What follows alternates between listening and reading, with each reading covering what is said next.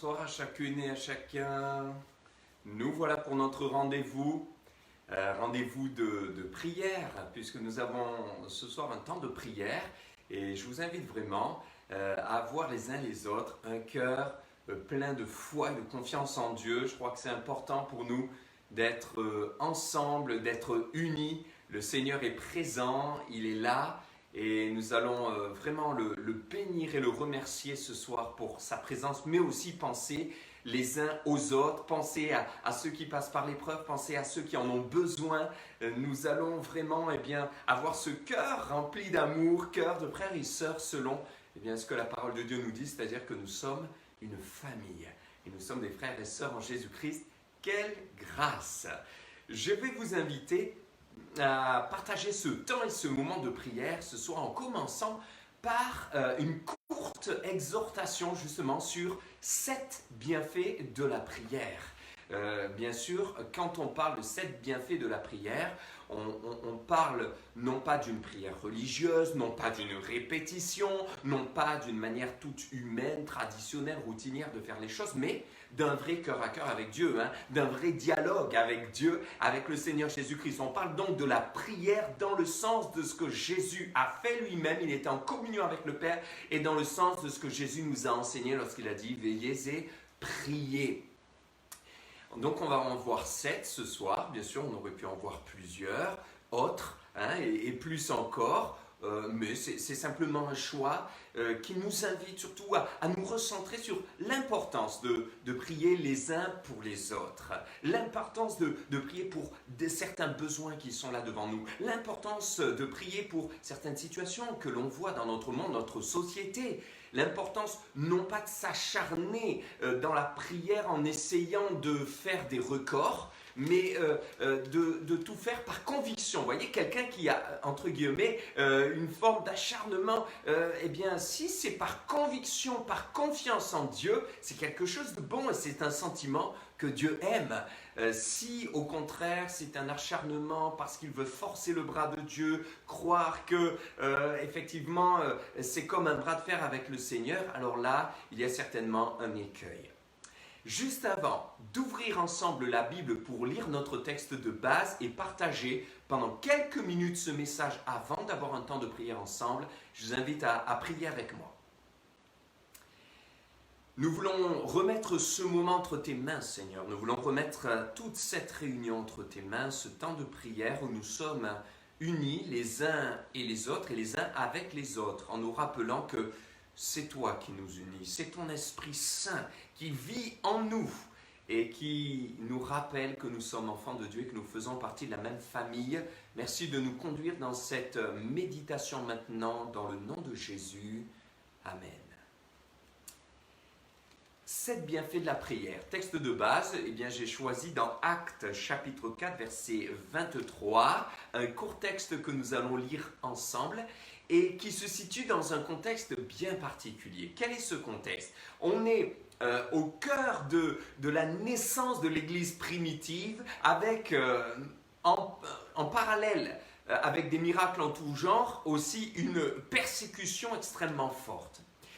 Et dans ce contexte-là, donc Pierre et Jean ont été des instruments entre les mains de Dieu pour voir et vivre la guérison du boiteux qui était devant le temple. Cela ne va pas plaire bien sûr à tout le monde parce qu'ils parlaient du nom de Jésus-Christ, ils parlaient au nom de Jésus-Christ et ça, les gens n'avaient pas l'habitude, les religieux se voyaient déboussolés dans ce qu'ils croyaient.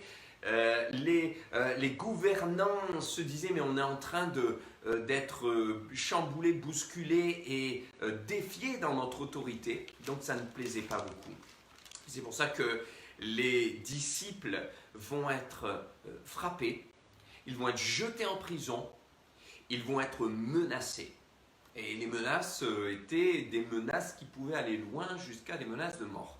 Et dans ce contexte-là, alors qu'ils vont finir par être relâchés, pourquoi? Parce qu'ils avaient été emprisonnés à tort, ils n'avaient rien fait, et qu'à un moment donné, le tribunal, le Sanhédrin était obligé de les relâcher. surtout que la foule faisait pression parce qu'il y avait réellement eu un miracle. Et d'ailleurs, les opposants disaient, mais il y a vraiment eu un miracle. Ça, on ne peut pas le nier. Donc, ils voyaient le miracle, mais ils refusaient de croire. Voyez ce qu'est l'incrédulité. L'incrédulité, c'est quelqu'un qui refuse de croire, qui refuse de se ranger à la vérité, à la réalité. Pourtant, elle est démontrée devant ses yeux. Pierre et Jean sont donc relâchés après avoir été durement éprouvés, frappés, jetés en prison, accusés et menacés. Et à ce moment-là, que font-ils? Eh bien, ils vont rejoindre les disciples, leurs amis, ceux qui connaissaient Jésus. Et voyez ce qu'il est dit, j'ai choisi la version Summer ce soir, et il nous est dit, sitôt libérés, Pierre et Jean se rendirent auprès de leurs amis et leur racontèrent tout ce que les chefs et des prêtres et les responsables du peuple leur avaient dit.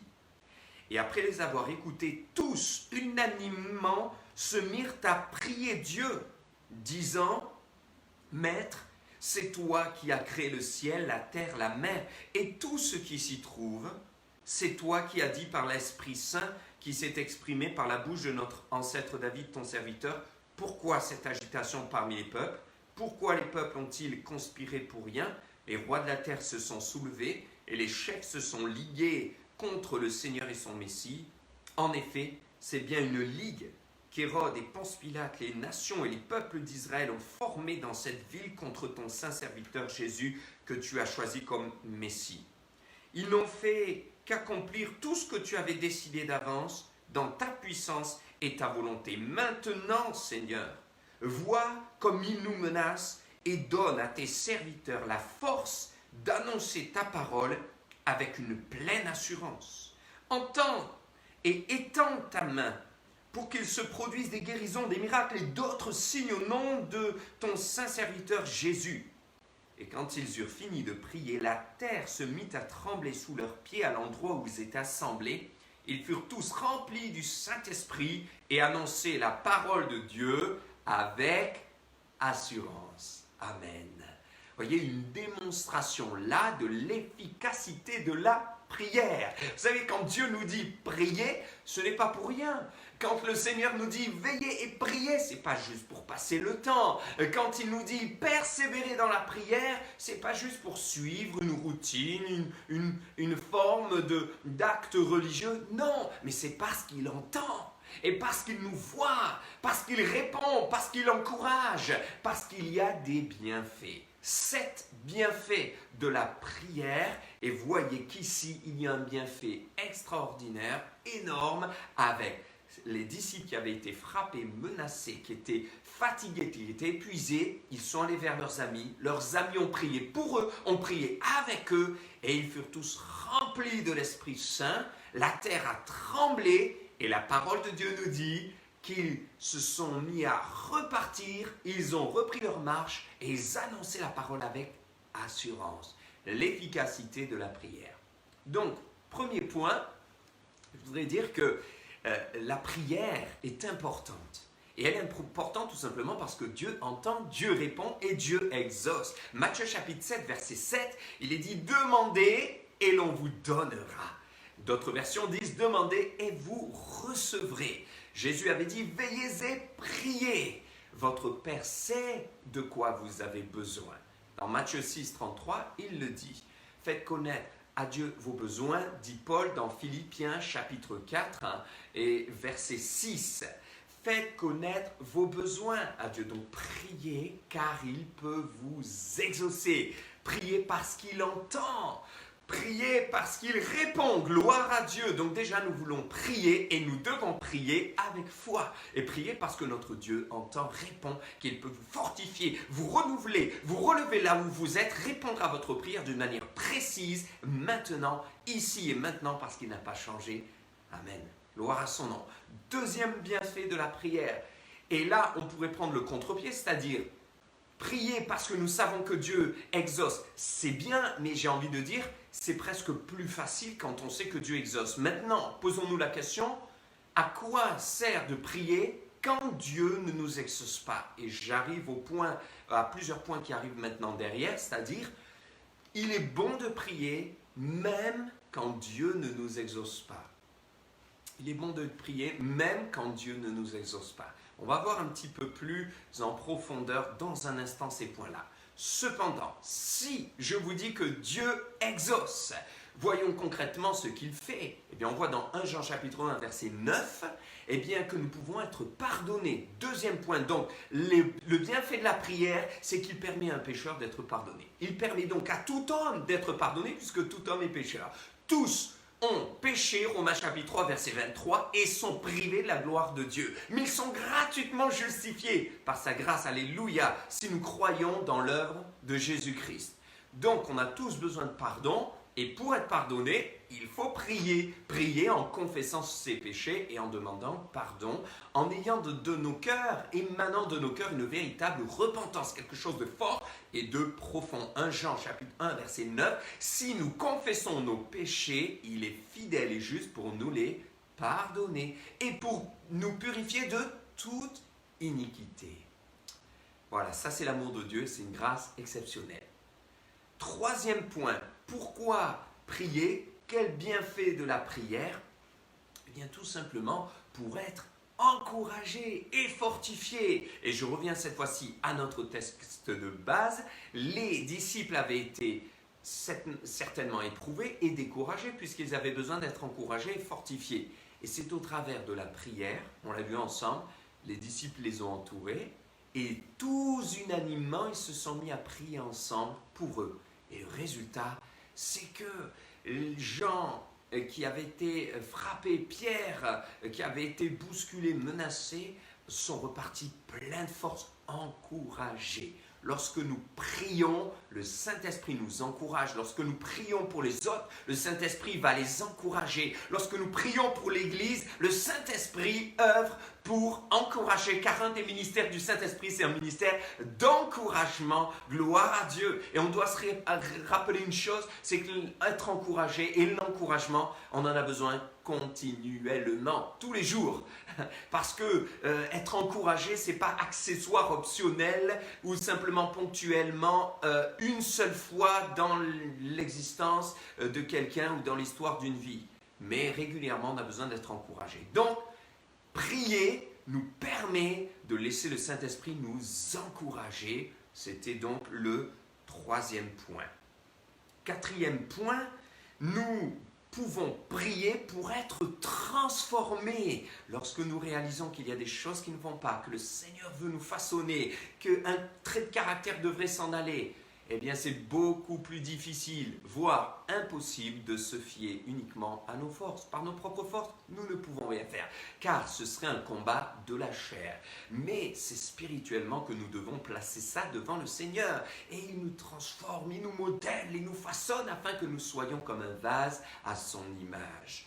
Un des exemples que je pourrais citer, c'est ce dialogue que Jésus a entretenu avec cet homme dans Marc chapitre 9 qui est venu alors que son fils était tantôt jeté dans l'eau, tantôt dans le feu. Il était habité par un esprit mauvais et ce papa était complètement désemparé.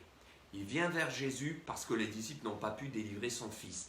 Et à ce moment-là, il va y avoir un dialogue avec le Seigneur qui va révéler comme une faille dans son propre cœur et il va dire: Seigneur, viens au secours de mon incrédulité.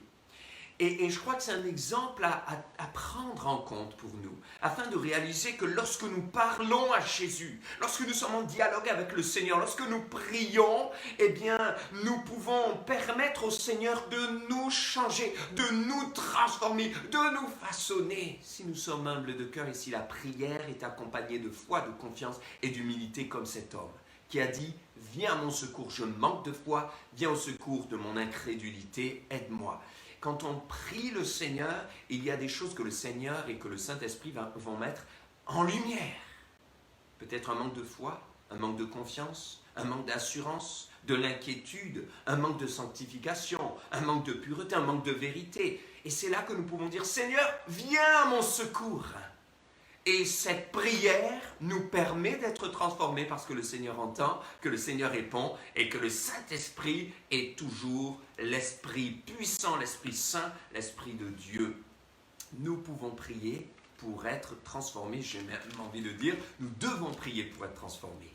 Et il vaut mieux prier pour être transformé plutôt qu'essayer par ses propres forces. Cinquième point, nous pouvons prier pour mieux le connaître le Seigneur.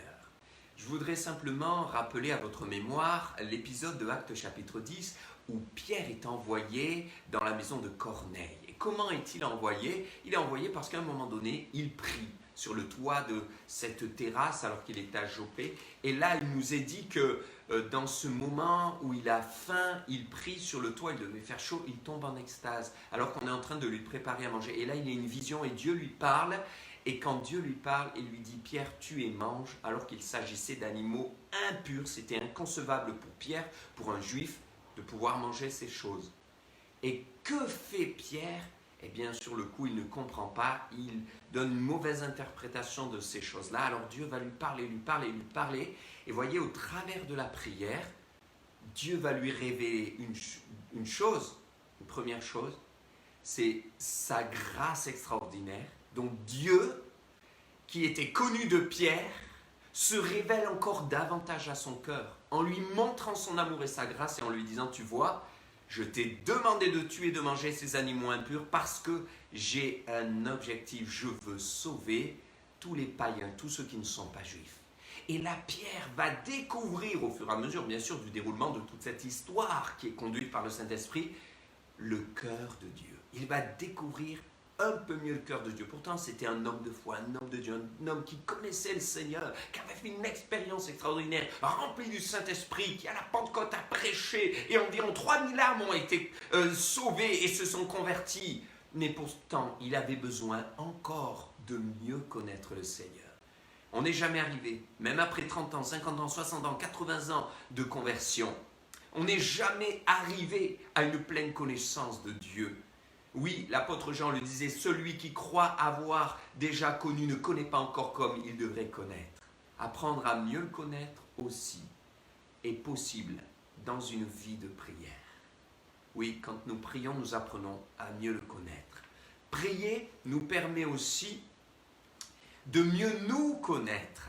Et voyez, dans cet épisode que je viens de citer, si le Seigneur s'est davantage encore révélé à Pierre, eh bien, il lui a révélé aussi ses propres réticences et ses propres résistances. Parce que Pierre, au début, ne voulait pas. Pierre ne comprenait pas. Et quand Pierre arrivera chez Corneille, il lui dira bien, si je rentre dans ta maison, et si je viens chez toi et que j'ose franchir le pas de ta maison, c'est vraiment parce que Dieu m'a convaincu et qu'il m'a appris à ne pas considérer comme impur ce que lui considère comme pur. Autrement, je ne l'aurais jamais fait.